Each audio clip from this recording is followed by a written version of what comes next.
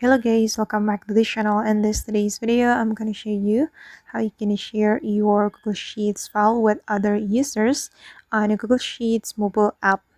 Okay, here I have opened my Google Sheets on my phone, and first of all, you can select a file you want to share with other users, and I'm going to go with this file. So we can tap on the three dots button on the file, then we can simply tap on manage access right here. Okay, then if you want to share this Google Sheets file to some users only or specific users only, you can click on this icon. Then you're going to add account that you want to share your Google Sheets file to. You can add it right here.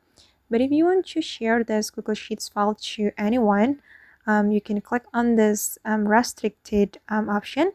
And as you can see that my Google Sheets file is still restricted, so only people edit can open with the link. And I'm going to change this access.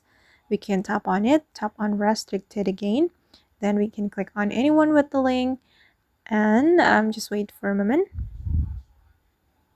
Wait guys, it's still updating. Okay, and now the permission has been updated, and as you can see that this is still view only mode, and we're going to change it to editor so anyone can edit this Google Sheets file.